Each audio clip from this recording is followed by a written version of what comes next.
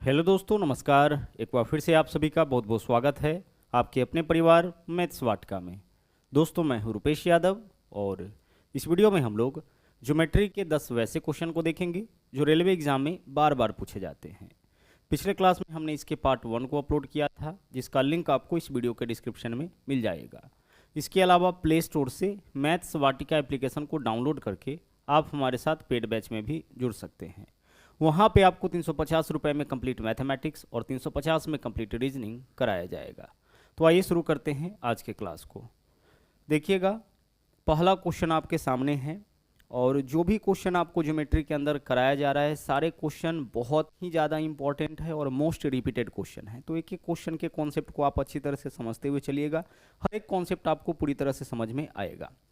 यहाँ पे देखिएगा, बोला क्या गया है, ABCD एक समानांतर चतुर्भुज है। ठीक है, चलिए 2-3 क्वेश्चन हम लोग अभी समानांतर चतुर्भुज से ही करेंगे, जिसमें एंगल A बराबर x प्लस 20 डिग्री और एंगल C बराबर है 3x माइनस 10 डिग्री। तो हमें बताना है इस क्वेश्चन में कि x का वैल्यू क्या होगा। सबसे पहले हम लोग समानांतर चतुर्भुज की प्रॉपर्टीज़ को समझते हैं। जैसे मान लीजिए कि यह अगर हमारा कोई समानांतर चतुर्भुज है, तो समानांतर चतुर्भुज का विपरीत भुजा समान होता है।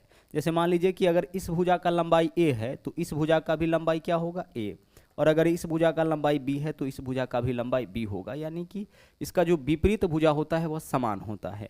इसके अलावा विपरीत कोण भी समान होता है, जैसे इस कोण का माप और इस कोण का माप समान होगा। ठीक है, उसी तरीके से इस वाले कोण का माप और इस वाले कोण का माप भी समान होगा। तो विपरीत भुजा भी समान होता है और विपरीत कोण भी समान होता है। इसके अलावा ध्यान से समझिएगा, दो नज़दीकी कोणों का योग हमेशा 180 डिग्री होता है। जैसे इस वाले कोण का और इस वाले कोण का योग 180 डिग्री होगा, उसी तरीके से इस कोण का और इस कोण का योग 180 डिग्री होगा। सेम आगे देखिए, इस कोण का और इस कोण का योग आपका 180 डिग्री होता है। यानी कि विपरीत कोण समान होगा, यह वाला समान, यह वाला इसके समान होगा। इसके अलावा किन्हीं दो नज़दीकी कोणों का योग 180 डिग्री होगा। ठीक है, चलिए अब आते हैं हम लोग क्वेश्चन के ऊपर। देखिएगा यहाँ पे, अगर ये हमारा कोई समानांतर चतुर्भुज है और इसका नाम भी दे रखा है ABCD, तो इस तरीके से हम लोग यहाँ पे देखिए A, यह वाला हो जाएगा B, C और D। ठीक इसी प्रकार से आपको सीरियल से लेके चलना है। आगे एंगल A बराबर x प्लस 20 डिग्री, यानी इस वाले एंगल का वैल्यू कितना दे रखा है, x प्लस 20 डिग्री। ठीक है, चलिए आगे बढ़ते हैं।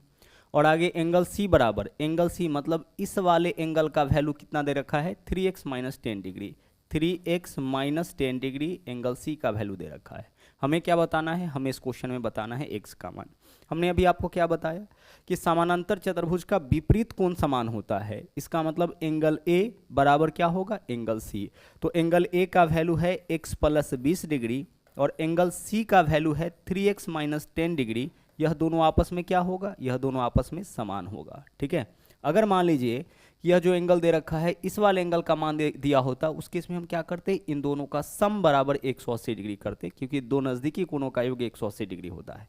लेकिन चूंकि विपरीत कोण है तो विपरीत कोण तो आपस में समान होता है।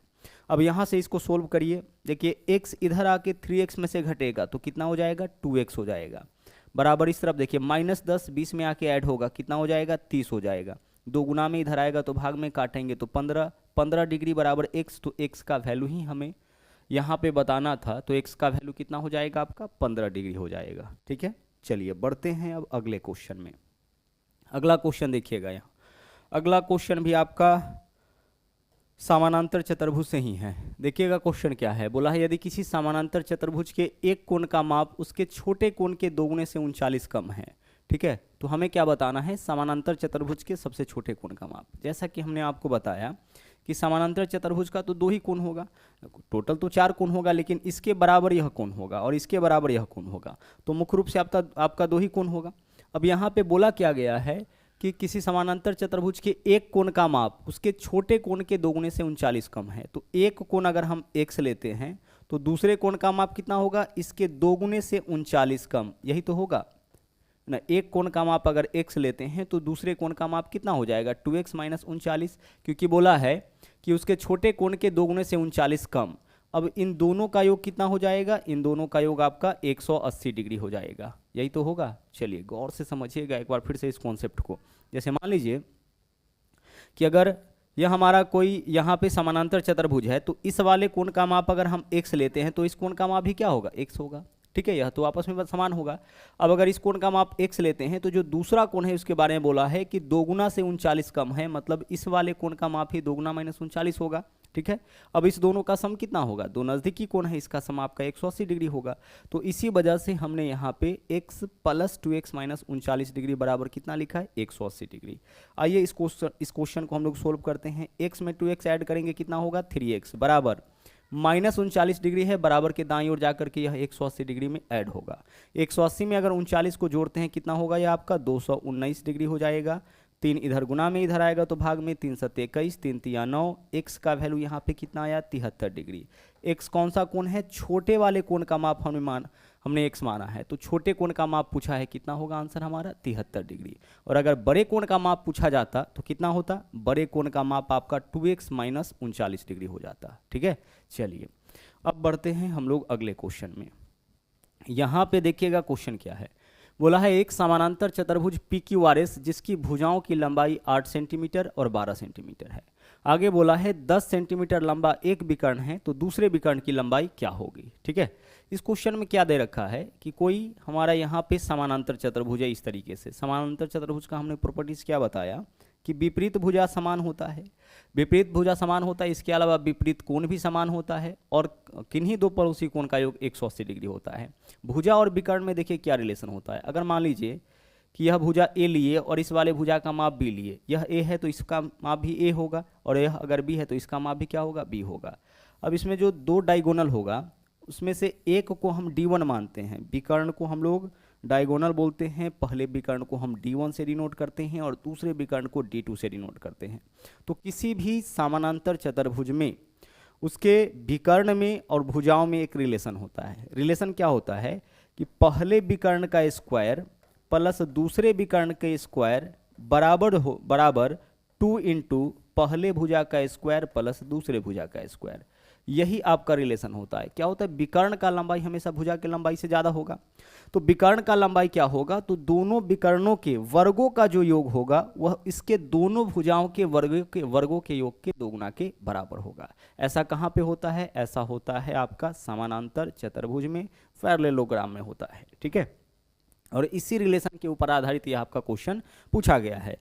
तो देखिए इस क्वेश्चन में क्या बोला है, बोला यह गया है कि भुजाओं में से एक भुजा का लंबाई 8 और दूसरे भुजा का लंबाई 10। ठीक है, तो 2 इंटू एक भुजा का लंबाई 8 तो 8 का स्क्वायर 64, दूसरे भुजा का लंबाई कितना है 12 तो 12 का स्क्वायर 144, दोनों भुजा का लंबाई लिख दिए, बराबर एक विकर्ण का लंबाई 10 तो 10 का स्क्वायर 100 प्लस दूसरे विकर्ण का लंबाई, यानी इसको यहाँ पे D2 होगा ना, तो D2 का स्क्वायर इसी का वैल्यू हमें निकालना है। दूसरे विकर्ण का वैल्यू हमें इस क्वेश्चन में बताना है कि दूसरे विकर्ण का माप क्या होगा। ठीक है, चलिए हम दूसरे विकर्ण का माप यहाँ पे x मान लेते हैं। दूसरा विकर्ण का वैल्यू हम कितना ले लेते हैं, x ले लेते हैं, यानी x स्क्वायर का हमें वैल्यू इस क्वेश्चन में बताना है। सोल्व करिए, यहाँ पे क्या वैल्यू आ जाएगा देखिए जरा सा, 4 और 4 हो जाएगा यह आपका 8, और यहाँ पे 4 और 6 10, 0 हासिल 1, 1 और 1 2, 208, 208 में 2 से गुना करेंगे कितना हो जाएगा, 416 हो जाएगा। 208 में 2 से गुना करेंगे 416, तो यह आपका हो जाएगा 416। ठीक है, 416। अब यहाँ से 100 यहाँ पे प्लस में, इधर आएगा तो क्या होगा माइनस में, तो 416 माइनस 100 यह किसका वैल्यू होगा, एक्स स्क्वायर का, यानी x का जो वैल्यू होगा वह कितना हो जाएगा, x का जो वैल्यू होगा वो आपका √316 हो जाएगा। ठीक है, √316 यही आपका किसका वैल्यू होगा, x का वैल्यू होगा, और √316 का वैल्यू 17.77 यानी 17.8 के बराबर हो जाएगा। तो इस तरीके से विकल्प बी जो है वह आपका इस क्वेश्चन का सही आंसर हो जाएगा। ठीक है, चलिए बढ़ते हैं अगले क्वेश्चन में। अगला क्वेश्चन देखिएगा, मोस्ट इंपॉर्टेंट यह आपका क्वेश्चन है। बोला यह गया है कि एक समानांतर चतुर्भुज की घूर्णी समरूपता का क्रम बताना है। घूर्णी समरूपता का मतलब होता है रोटेशनल सिमेट्री। ध्यान से समझिएगा, जिस किसी आकृति का आपका घूर्णी समरूपता पूछा जाता है उन सारी आकृति को यहाँ पे हम लोग देखेंगे। जैसे मान लीजिए यहाँ पे कोई आपका एक फिगर है, यह आपका आयत है। ठीक है, दोनों आकृति सेम ही है, हमें पता लगाना है इसके घूर्णी समरूपता का क्रम। ठीक है, अब इस आकृति के घूर्णी समरूपता का क्रम पता लगाना है। गौर से देखिएगा, हम क्या करेंगे, इस आकृति को ना पूरा 360 डिग्री पे रोटेट करेंगे, मतलब यहाँ से हम इसको रोटेट करना शुरू करेंगे। और कितने डिग्री पे रोटेट करेंगे इसको, 360 डिग्री पे। ठीक है, आइए इस आकृति को हम यहाँ से पकड़ते हैं और पूरे इसको 360 डिग्री पे घुमाएंगे, मतलब घुमाते हुए हम यहाँ तक पहुँचेंगे। और जब यहाँ तक घुमाते हुए पहुँचेंगे उस केस में आपको देखना है कि कितनी बार यह आकृति अपने मूल आकृति के जैसा दिखता है। देख लीजिए, क्या यह आकृति अपने मूल आकृति के जैसा है, नहीं है। चलिए इसको रोटेट करते हुए चलिए, 360 डिग्री पे आपको घुमाना है। देखिए अभी एक बार यह जो आकृति है इस आकृति के जैसा दिखा, ठीक है। उसी तरीके से फिर घुमाते हुए आप चलिए, फिर से देखिए क्या यह आकृति अपने मूल आकृति मतलब इसके जैसा दिखा है, नहीं दिखा है सर। फिर घुमाते हुए चलिए, आपको यहाँ तक पहुँचना है, 360 डिग्री मतलब यहाँ तक आपको पहुँचना है। क्या यह आकृति अपने मूल आकृति के जैसा दिखा, हाँ सर दिखा। तो जब हमने इसको रोटेट किया पूरे 360 डिग्री पर, मतलब यहाँ से रोटेट करके जब यहाँ तक रोटेट करके लाए तो कितना बार यह जो आकृति है अपने मूल आकृति मतलब ऐसा दिखा है, तो सर यह कुल मिला के 2 बार दिखा है। तो जितना बार यह अपने मूल आकृति के जैसा दिखेगा, इसका जो रोटेशनल सिमेट्री होगा, इसका जो घूर्णी समरूपता का क्रम होगा वह आपका उतना ही हो जाएगा। तो इस वाले आकृति के घूर्णी समरूपता का क्रम कितना होगा, 2 होगा। अब उसी तरीके से समानांतर चतुर्भुज के भी घूर्णी समरूपता का क्रम आपसे पूछा गया है। तो समानांतर चतुर्भुज के भी घूर्णी समरूपता का क्रम कितना होता है, 2 का। तो अगर क्वेश्चन में आपसे आयत का पूछा जाए, ठीक है, या फिर समानांतर चतुर्भुज का, या फिर आपसे पूछा जाए समचतुर्भुज का, इन सभी के घूर्णी समरूपता का क्रम कितना होगा, इन सभी के घूर्णी समरूपता का क्रम 2 हो जाएगा। ठीक है, आयत का, समानांतर चतुर्भुज का, समचतुर्भुज का, इन सभी के घूर्णी समरूपता का क्रम 2 होता है। लेकिन अगर आपसे वर्ग के घूर्णी समरूपता का क्रम पूछा जाए तो वर्ग के घूर्णी समरूपता का क्रम कितना होता है, 4 होता है। चारों भुजा आपस में बराबर होता है, तो प्रत्येक 90 डिग्री पर वह क्या होगा, जो आकृति है वह अपने मूल आकृति के जैसा दिखेगा। उसी तरीके से अगर आपसे पूछा जाए समलंब चतुर्भुज का, ठीक है, समलंब चतुर्भुज का, या फिर आपसे पूछा जाए पतंग के घूर्णी समरूपता का क्रम, तो इन दोनों के घूर्णी समरूपता का क्रम 1 होता है पूरे 360 डिग्री पे। जैसे मान लीजिए कि यह हमारा कोई समलंब चतुर्भुज है, ठीक है। अब यह आपका जब इसको पूरा घुमाइएगा, बीच में कहीं भी यह आपका जो आकृति है मूल आकृति के जैसा नहीं दिखेगा। जब घुमा के फिर से इसी पॉइंट पे लेके आइएगा तब जाकर के यह आकृति अपने मूल आकृति के जैसा दिखेगा। तो समलंब चतुर्भुज का और पतंग के घूर्णी समरूपता का क्रम 1 होता है। लेकिन अगर आपसे कभी वृत्त के घूर्णी समरूपता का क्रम पूछ दिया जाए तो वृत्त के घूर्णी समरूपता का क्रम कितना होता है, अनंत होता है। ठीक है, जैसे मान लीजिए कि हमारा कोई सर्कल है, अगर इसको 360 डिग्री पर घुमाएंगे तो जितना बार आप इसको घुमा लीजिए हर स्टेप में यह आकृति अपने मूल आकृति के जैसा ही दिखेगा। इस वजह से वृत्त के घूर्णी समरूपता का क्रम क्या होता है, अनंत होता है। तो इन जगहों से क्वेश्चन आपका घूर्णी समरूपता से रिलेटेड पूछा जाता है। ध्यान रखिएगा, आयत का, समानांतर चतुर्भुज का और समचतुर्भुज के घूर्णी समरूपता का क्रम 2 होगा, वर्ग का 4 होगा, समलंब चतुर्भुज और पतंग का 1 होगा, और वृत्त के घूर्णी समरूपता का क्रम क्या होगा, अनंत हो जाएगा। चलते हैं अगले क्वेश्चन में। अगला देखिए क्वेश्चन क्या है। 2 वृत्तों की त्रिज्याएं 3.5 सेंटीमीटर और 4.5 सेंटीमीटर है। उनके केंद्रों के बीच की दूरी 10 सेंटीमीटर है। तो अनुप्रस्थ समान स्पर्श रेखा की लंबाई क्या होगी। अब गौर से देखिएगा, हमें क्या बताना है, अनुप्रस्थ समान स्पर्श रेखा।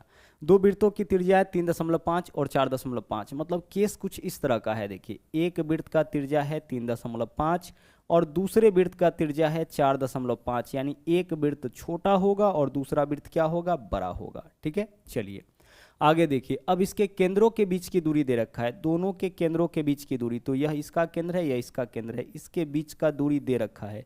केंद्रों के बीच की दूरी को हम डिनोट करेंगे डी से, ठीक है। और बड़े वाले वृत्त के त्रिज्या को हम डिनोट करेंगे कैपिटल आर से, और छोटे वाले वृत्त के त्रिज्या को हम डिनोट करेंगे स्मॉल आर से। ठीक है, चलिए अब आगे क्या पूछे हम लोगों से, हम लोगों से पूछा है अनुप्रस्थ। अनुप्रस्थ का मतलब होता है तिरछा, समान स्पर्श रेखा, तिरछा समान स्पर्श रेखा मतलब उभयनिष्ठ स्पर्श रेखा का लंबाई। तो स्पर्श रेखा उसको बोलते हैं जो वृत्त को बाहर से स्पर्श करे।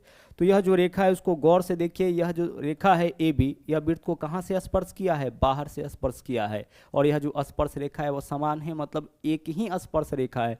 समान बोला जाए या फिर उभयनिष्ठ बोला जाए, कॉमन इसको बोलते हैं। स्पर्श रेखा का अंग्रेजी टेंजेंट होता है, यानी यह क्या कहलाएगा, कॉमन टेंजेंट। और चूंकि यह तिरछा है इसलिए इसको बोलेंगे ट्रांसवर्स कॉमन टेंजेंट। हिंदी में क्या बोलेंगे, अनुप्रस्थ है ना, अनुप्रस्थ उभयनिष्ठ स्पर्श रेखा। तो अगर अनुप्रस्थ वाला यानी तिरछी उभयनिष्ठ स्पर्श रेखा का लंबाई पूछे, ध्यान से देखिएगा, अगर आपसे क्या पूछा जाए, तिरछी, तिरछी का मतलब होता है अनुप्रस्थ भी, तिरछी का मतलब क्या होता है, अनुप्रस्थ भी होता है, और सीधी का मतलब अनुस्पर्श होता है।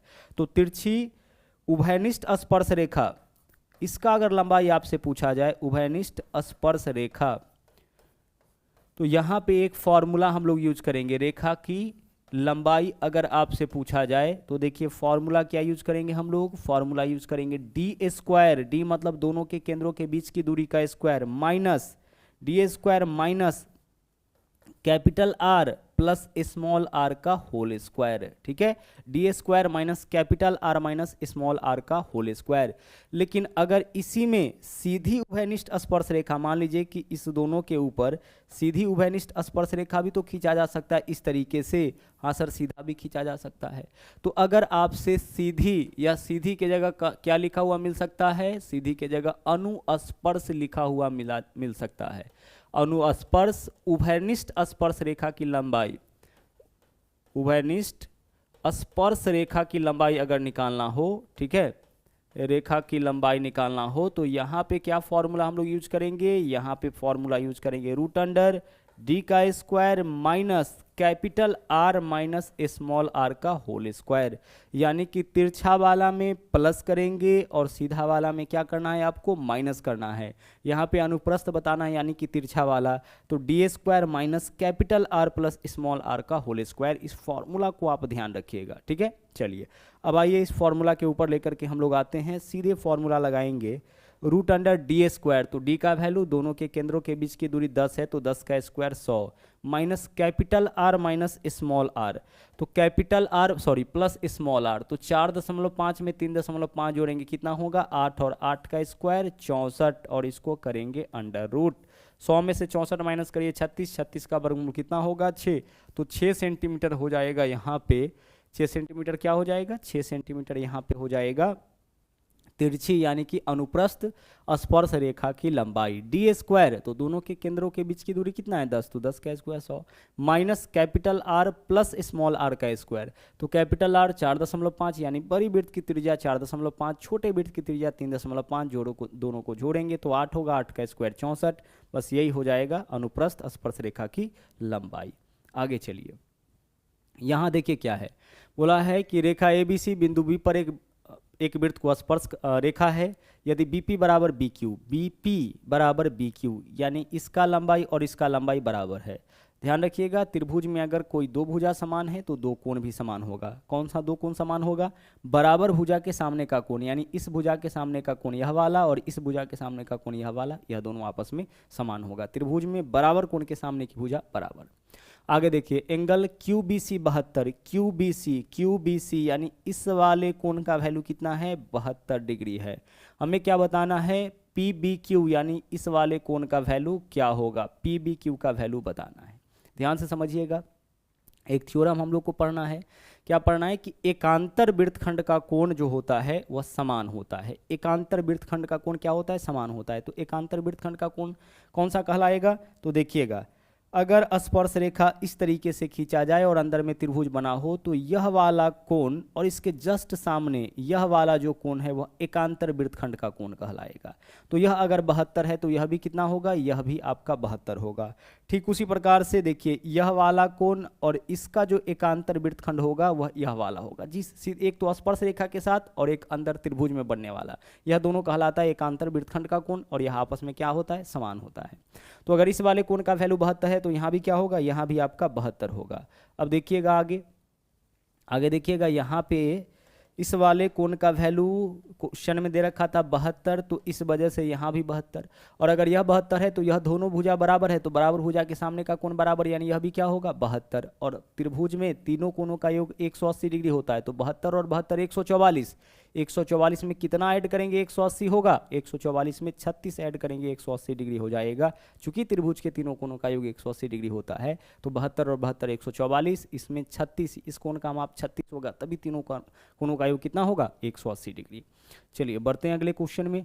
अगला क्वेश्चन देखिए क्या है, बोला है यदि एक वृत्त की स्पर्श रेखा बिंदु P से वृत्त को बिंदु ए पर इस प्रकार स्पर्श करता है कि AP बराबर 15। ठीक है, चलिए सबसे पहले एक हम वृत्त बनाते हैं। यह हमारा कोई वृत्त हो गया। अब आगे जो है एक स्पर्श रेखा है, कहाँ पे है? बिंदु P से वृत्त के बिंदु A पर स्पर्श करता है। चलिए इस तरीके से है, यहाँ पे आपका कोई बिंदु P है और यह वृत्त को स्पर्श किया है कहाँ पे? बिंदु A पे, इस पॉइंट पे स्पर्श किया है। और AP का वैल्यू क्वेश्चन में कितना दे रखा है? 15 सेंटीमीटर दे रखा है। यदि वृत्त की त्रिज्या 8 सेंटीमीटर है तो केंद्र के बीच केंद्र से बिंदु P की दूरी, जैसे यह आपका केंद्र हो गया और केंद्र से हमें क्या बताना है? बिंदु P की दूरी, यही हमें बताना है इस क्वेश्चन में। और वृत्त की त्रिज्या कितना दे रखा है? वृत्त का त्रिज्या दे रखा है आपका 8 सेंटीमीटर। तो केंद्र बिंदु से परिधि हम इस तरीके से मिलाएंगे। यहाँ पे इसका वैल्यू कितना दे रखा है आपका? इसका वैल्यू दे रखा है 8 सेंटीमीटर। वृत्त की त्रिज्या कितना है? 8 सेंटीमीटर है। बाहर से जो स्पर्श रेखा बिंदु P से जो स्पर्श रेखा खींचा गया है उसकी लंबाई कितना है? 15। हमें क्या बताना है? जहाँ से स्पर्श रेखा खींचा गया है उससे केंद्र बिंदु के बीच की दूरी। अब गौर से एक कॉन्सेप्ट आप समझिएगा और इसी कॉन्सेप्ट का यूज हम लोग अगले क्वेश्चन में भी करेंगे। केंद्र बिंदु से स्पर्श को मिलाने वाली जो रेखा होती है वो समकोण पर मिलता है, मतलब यहाँ 90 डिग्री का कोण बनता है। जब भी केंद्र बिंदु से स्पर्श रेखा को आप मिलाइएगा तो कितना डिग्री पे मिलता है? 90 डिग्री पे। अब 90 डिग्री के पर मिलने के वजह से क्या हुआ कि यहाँ जो त्रिभुज बन रहा है वह आपका एक समकोण त्रिभुज हो गया। और समकोण त्रिभुज में क्या होता है कि 90 डिग्री के सामने वाली भुजा कर्ण, मतलब यह हो गया कर्ण, यह हो गया लंब और यह क्या है? आधार हो गया। तो हमें आधार पता है, लंब पता है, क्या निकालना है? कर्ण। अगर कर्ण निकाल लेते हैं तो यही बिंदु P से केंद्र बिंदु के बीच की दूरी हो जाएगा। तो कर्ण निकालने के लिए क्या करेंगे? रूट अंडर लंब का स्क्वायर जोड़ आधार का स्क्वायर। तो लंब 8 है, 8 का स्क्वायर, आधार 15 है तो 15 का स्क्वायर। 225 प्लस 64 289, 289 का वर्गमूल कितना हो जाएगा? 17। तो 17 सेंटीमीटर जो है बिंदु P से केंद्र बिंदु के बीच की दूरी हो जाएगा। बहुत इंपॉर्टेंट यह भी क्वेश्चन है आपका। ठीक है, चलिए बढ़ते हैं अगले क्वेश्चन में। अगला क्वेश्चन देखिए, बोला है बाह्य बिंदु P से स्पर्श रेखा PA और PB केंद्र O वाले वृत्त पर खींचा गया। इस बार दो स्पर्श रेखा खींचा गया है। ध्यान से समझिएगा पूरा कॉन्सेप्ट। जैसे यह आपका कोई सर्किल है, ठीक है, और कोई एक बिंदु है यहाँ पे, हम मान लेते हैं कि यह बिंदु है कोई, इस बिंदु का नाम क्या दे रखा है? P। अब इस बिंदु P से दो स्पर्श रेखा खींचा गया है। दो स्पर्श रेखा खींची, एक स्पर्श रेखा ऊपर में और एक स्पर्श रेखा कहाँ खींचेंगे? नीचे में। एक चीज और ध्यान रखिएगा कि किसी भी बिंदु से वृत्त पर अधिकतम हम 2 ही स्पर्श रेखा खींच सकते हैं और उन दोनों स्पर्श रेखा का लंबाई क्या होगा? स्पर्श रेखा का लंबाई आपका बराबर होगा। किसी भी बिंदु से वृत्त पर स्पर्श रेखा जो भी खींचेंगे उसका लंबाई क्या होगा? आपस में समान होगा। तो अगर यह पॉइंट हमारा A है, एक स्पर्श रेखा बिंदु A पे खींचा गया है और एक बिंदु B पे खींचा गया है, यानी PA बराबर क्या होगा? PB होगा। आगे देखिए क्या है, बोला है O इसका केंद्र है, तो इसका केंद्र कितना हम ले लिए? हम केंद्र हम मान लेते हैं O। आगे बोला है यदि PAB बराबर 55, PAB इस वाले एंगल का मान क्या दे रखा है? PAB, इसको हम मिला दिए। PAB मतलब इसे भी हमें यहाँ पे मिलाना पड़ेगा, इसे भी हमें क्या करना पड़ेगा? यहाँ पे मिलाना पड़ेगा। तो PAB यानी इस वाले एंगल का वैल्यू कितना दिया है क्वेश्चन में? इस वाले एंगल का वैल्यू दे रखा है 55 डिग्री। तो AOB यानी यहाँ वाले एंगल का माप हमें इस क्वेश्चन में बताना है। ध्यान से पूरा कॉन्सेप्ट आप समझिएगा। अभी हमने आपसे क्या कहा था कि केंद्र बिंदु से स्पर्श को मिलाने वाली रेखा समकोण पर मिलती है। यानी केंद्र बिंदु से देखिए स्पर्श को मिलाया गया है तो स्पर्श रेखा ही है, इसको मिलाया गया तो इस पूरे कोण का माप कितना होगा? 90। इसमें से इतना 55 है तो इस वाले कोण का माप कितना होगा? 35 ही तो होगा, तभी तो 90 होगा। यह पूरा 90 है, इसमें से इतना का वैल्यू 55 है तो 55 प्लस 35 90 होगा। तो यह 35 है, तो यह 35 है तो इस वाले कोण का वैल्यू भी 35 होगा, क्योंकि त्रिभुज में बराबर कोण के सामने की भुजा बराबर, केंद्र बिंदु से परिधि त्रिज्या, केंद्र बिंदु से परिधि त्रिज्या, यह भी त्रिज्या है यह भी त्रिज्या है, तो दोनों बराबर होगा। तो इसके सामने का कोण अगर 35 है तो इसके सामने का कोण भी क्या होगा? 35 होगा। आगे त्रिभुज के तीनों कोणों का योग 180 डिग्री, तो 35 और 35 70 है, तो इस वाले कोण का वैल्यू तो आपका 110 होगा, तभी तो त्रिभुज के तीनों कोणों का योग 180 होगा। तो 35 और 35 70, 70 प्लस 110 कितना हो जाएगा? 180 डिग्री हो जाएगा। ठीक है, 70 प्लस आपका यहाँ पे 110 यूज करेंगे 180 डिग्री हो जाएगा। देखिए रिपीट करते हैं, यहाँ वाला एंगल 55 दे रखा है, इस पूरे एंगल का वैल्यू 90 होगा क्योंकि केंद्र बिंदु से स्पर्श को मिलाएंगे 90, तो यह पूरा 90, इसमें से यह 55, तो यह 35 हो गया। अगर यह 35 है तो यह भी 35 होगा, और तो 35 35 70, त्रिभुज के तीनों कोणों का योग 180, तो 70 में 110 जोड़ेंगे तो 180, तो यह वाला वैल्यू कितना हो जाएगा आपका 110 हो जाएगा।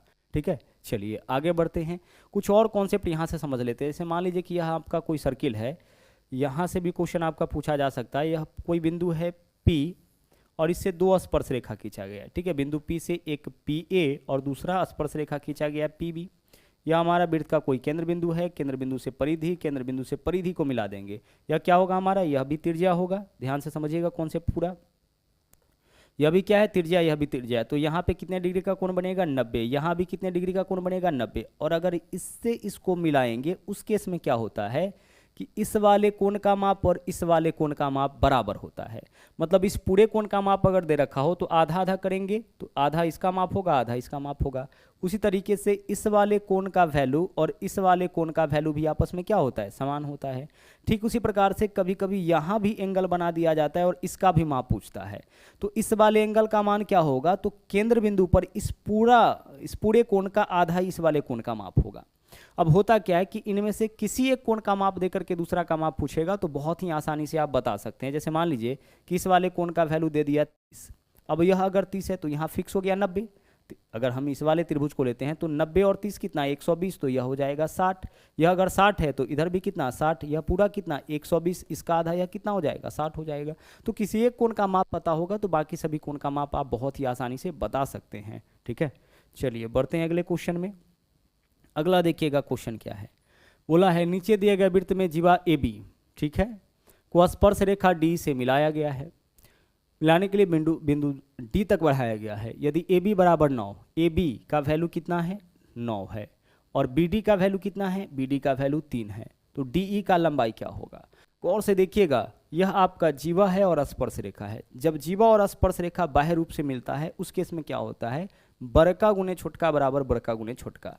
तो बड़का कहने का मतलब इस जीवा का लंबाई पूरा यहाँ से यहाँ तक पूरा लंबाई कितना हो गया AD, गुने छोटका कहने का मतलब कि बाहर वाला, अंदर वाला नहीं लेना है, BD। तो एक जीवा के दोनों भाग का गुणनफल, दोनों भाग बड़का में पूरा, छोटका में बाहर वाला, बराबर दूसरा जीवा के दोनों भाग के गुणनफल। तो इसमें एक ही है DE है, तो DE गुना DE मतलब DE स्क्वायर के बराबर। तो कहने का मतलब हम सीधे सीधे ऐसे भी कह सकते हैं कि अगर एक जीवा और एक स्पर्श रेखा बाह्य रूप से मिले तो बड़का गुने छोटका बराबर स्पर्श रेखा का स्क्वायर। बड़का मतलब पूरा, छोटका मतलब बाहर वाला, बराबर स्पर्श रेखा का स्क्वायर। तो बड़का मतलब AD का वैल्यू कितना होगा 9 और 3 12, गुना BD का वैल्यू कितना होगा, BD का वैल्यू दे रखा है 3, बराबर DE का स्क्वायर। तो यहाँ से स्क्वायर हटाएंगे तो इस वाले का रूट हो जाएगा 12 या 36, 36 का वर्गमूल 6, यही किसका वैल्यू हो गया, यही आपका DE का वैल्यू हो गया। बहुत ही ज़्यादा यह क्वेश्चन आपका एग्जाम में पूछा जाता है। ठीक है, चलिए तो यह था आज का आखिरी क्वेश्चन। आज के लिए इतना ही। और हाँ, अगर आप हमारे चैनल पर नए हैं तो इस चैनल को सब्सक्राइब जरूर करें, इसके अलावा लाइक और शेयर करते रहें। तो मिलते हैं अगले वीडियो में फिर से एक नए कॉन्सेप्ट के साथ। थैंक यू, जय हिंद।